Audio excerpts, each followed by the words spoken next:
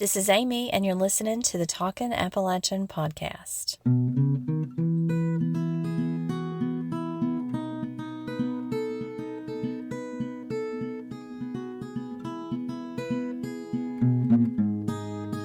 I don't know about you, but this time of year, I just really love to be outside. It's one of my favorite things to do. And this past weekend, my family asked me what I wanted to do for Mother's Day. And so I told them that I wanted to go on a hike. We went up to the Devil's Bathtub in Scott County. Now, if you're not familiar with the Devil's Bathtub, you must Google it or look on my Talkin' Appalachian socials and YouTube, because it is one of the most beautiful places.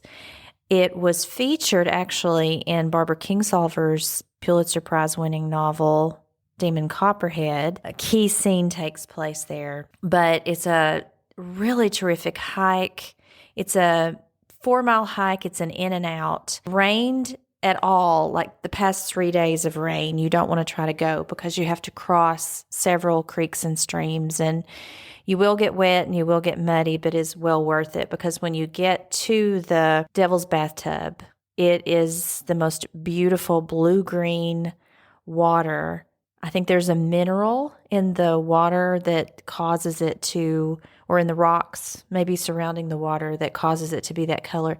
But there are all these beautiful pools of water, lots of swimming holes. You just have to be really careful when you're crossing those streams because the rocks can be slippery and it can be pretty dangerous if the water levels are high. But I'm glad we did it. I had been there years and years ago, but my family had never seen it. So I was really happy that they got to be there. And our dog loved it too. Our Willow just swam and chased sticks and had a grand old time. These mountains are just full of hiking trails and beautiful spots and festivals. We've got a festival coming up. Gathering in the Gap is coming up Memorial Day weekend. I hope you can come on over to Big Stone Gap and join us for that. We've got an author, Jordan Dotson, who's going to be doing a book talk at 1 o'clock at our public library. He wrote The Ballad of Falling Rocks, so come listen to him and get one of his books, and then you're going to hear some great music if you're here. There's a day-long music. My son will be performing with my brother with Town Branch Bluegrass. I'm really excited about that, and so it's just a really good time. If you're in the area or you plan on traveling for Memorial Day, consider coming to Wise County to Gathering in the Gap. So I get asked a lot about whether the Appalachian accent is disappearing or whether the Southern accent is disappearing. The answer to that is not a simple yes or no. It's really more complicated than that, and it's way more interesting, I think, than people realize. And this morning, I was watching the Today Show. I always have the Today Show on in the background, and they had actually a little segment about this very topic, about whether the Southern accent is fading out or what we call in linguistics leveling. So I thought this would be a good time to do an episode on this. In some places, especially cities, or if you have teenagers, if you live in the South or you live in Appalachia and you have teenagers, you probably notice they don't sound like you, or maybe they sound a bit more neutral. Yeah, that's true. You will notice that, particularly in urban areas, but there's actually some fascinating research out of Georgia Tech in particular and the University of Georgia that looked at how accents in the South are shifting. And Georgia, by the way, has seen the biggest change in migration patterns with baby boomers moving out and Gen Xers moving in. So in places like Atlanta and Raleigh, where there's been a ton of migration and urban growth, younger people are starting to sound more like what we in the linguistics field call standard English or general American English, and sometimes people call it broadcast English.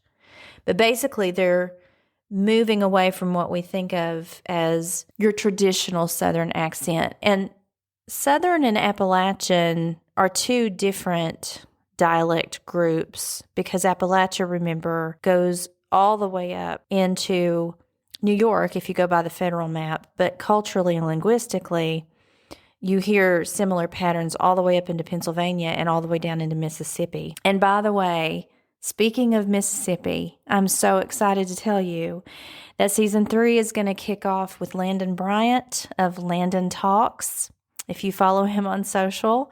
I was so happy to do an interview with him last week, and we talked about so many of the similarities between Southern accent and the Appalachian accent. Actually, I should say dialect, because dialect is vocabulary and grammar and accent, which is how we pronounce words.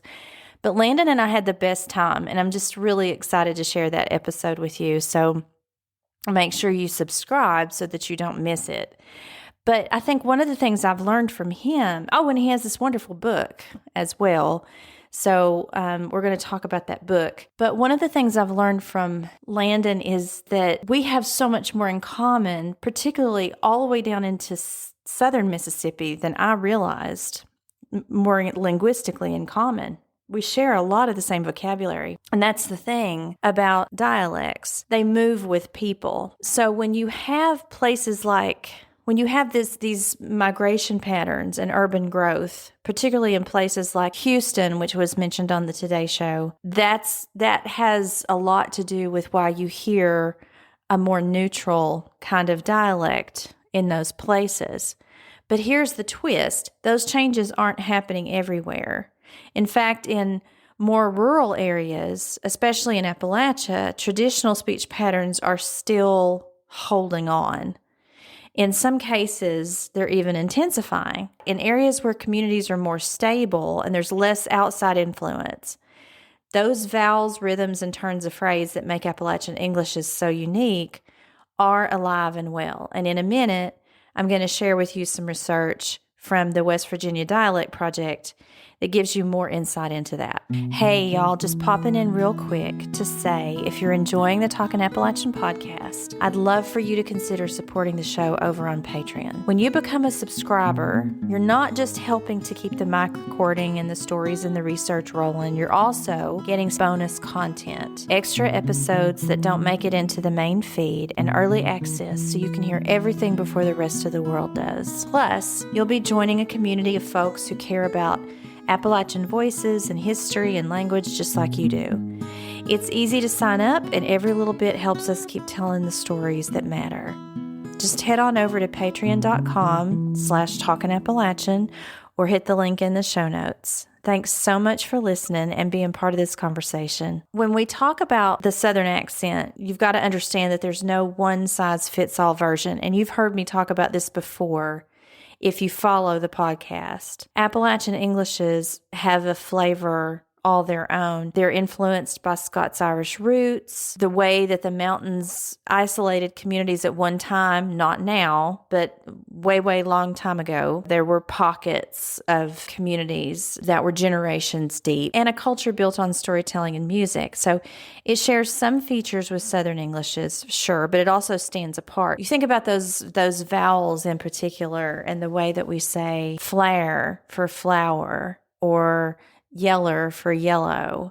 It's unmistakably mountain. You've heard me talk about the recipe that makes up a dialect. One part vocabulary, one part grammar, one part vowels or accent, how we pronounce words. Well, vowels are generally the last part of a dialect to change. So that's what linguists study when we're trying to determine if accents are fading. They capture recorded speech across multiple generations, and they look at vowels in particular that mark traditional Southern speech. And the main focus around this research is what's known as the Southern vowel shift. And that's a pattern of change over time that gives Southern English in particular its really distinctive sound. So, for example, one major trend that researchers found was a weakening of that Southern vowel shift in younger speakers from urban areas. So traditionally, the vowel in ride might sound more like the way I say it, ride, but younger speakers are pronouncing it more like ride with a clearer diphthong. And it sounds weird for me to say it like that, but I think you know what I'm talking about. Similarly, words like pen that you write with and pin that you use when you're sewing, once pronounced almost identically in Southern speech, are becoming more distinct again. So why do people think the accent's disappearing? Part of it is media influence, probably TV and film, often favor that general broadcast English or what we think of as the neutral accent. And if you grew up in a place where people said that your way of speaking sounded uneducated, or in our case, we get the whole you sound like a hillbilly, people, you might have toned it down or even erased it just to avoid that stigma, or maybe toned it down to get a job. We call this code switching. If you didn't erase it, but you can adapt standard American English for a situation and purpose that you need it.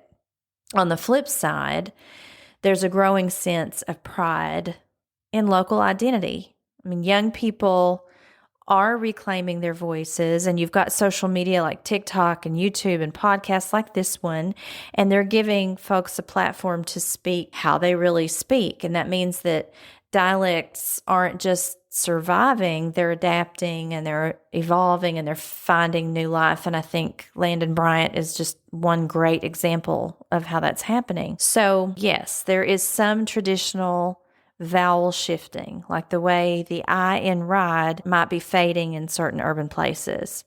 But in rural communities, those speech patterns are still strong. Now, in my book, Talkin' Appalachian, in part 1, there is a chapter by Dr. Kirk Hazen and some of his graduate students when he worked with the West Virginia Dialect Project. And they did a study in West Virginia to see what aspects of the dialect in West Virginia were changing, if it was changing, and what elements of it were changing. And they found a few key things. Number one, certain pronunciations of words continue to be prevalent in West Virginia. Now, one of those words is was, breaking the rules of standard English. It's called the leveled was.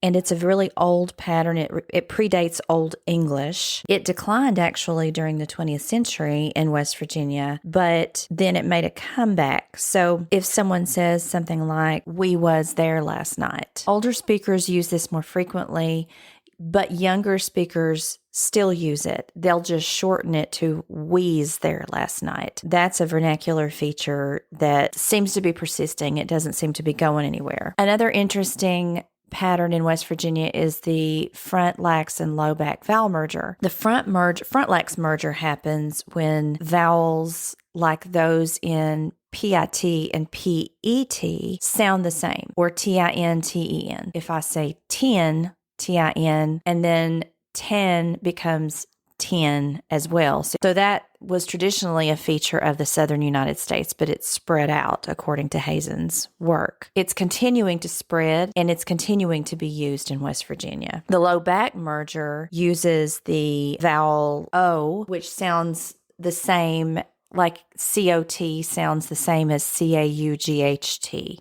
That's the low back merger. And Hazen found that particularly among college-educated students, the front lax merger and the low back merger are both prevalent. But they also said that Appalachian Englishes in West Virginia is not monolithic. So there's a lot of variation across different communities and regions, and that's influenced by factors like ethnicity and socioeconomic status and geographic isolation. So that's one of the things, though, that can contribute to the resilience and the strength of certain dialect features. One of the things that their research highlights is the role of social identity in language. In communities where Appalachian identity is strong, there's a greater tendency to maintain traditional speech patterns because people connect that to their culture and their heritage. But there are features that are leveling with younger generations. So that A prefix is one of them. That's one of the features they found that was dying out. So to say, I'm a going to the store, I'm a fixin' to, I'm a feared. It's a very, very old construction, but it's something that's not necessarily being passed down through the generations. What we're seeing isn't really a vanishing accent. It's sort of a shifting landscape, I guess. In some places, the old ways of speaking are fading, and that's something that we would expect. But in others, they're thriving and even gaining new ground. And that's why this is so important. Appalachian Englishes, Southern Englishes, it's not just a way of talking, but it's a reflection of history and culture and pride in it. And this is what I wish people would really understand, especially teachers when they're working with their students. It tells a story about who we are and where we come from. Linda Scott DeRozier says we carry our histories in our mouths. That's why this is something I think that continues to interest people.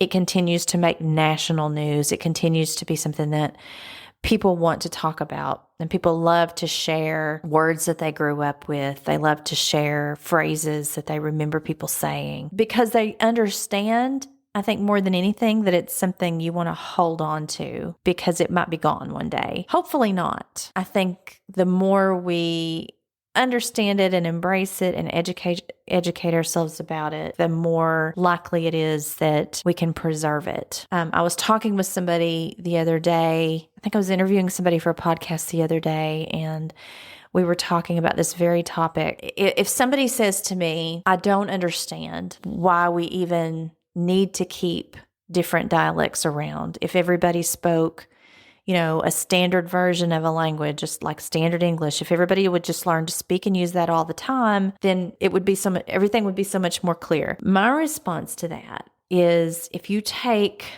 a work like Langston Hughes' Mother to Son and you rewrite that poem in standard English, and then you read Langston Hughes's version out loud, and you read the standard English version out loud, you hear immediately what's lost.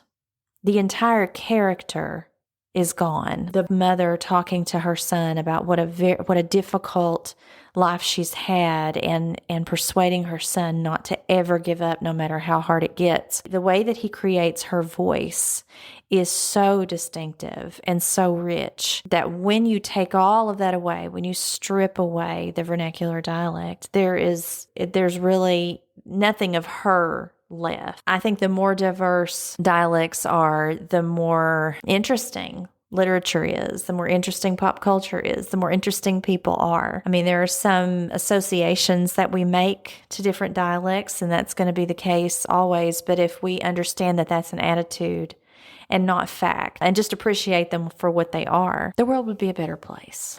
The next time somebody asks if the Appalachian accent or the Southern accent is disappearing, you can tell them not necessarily, not everywhere.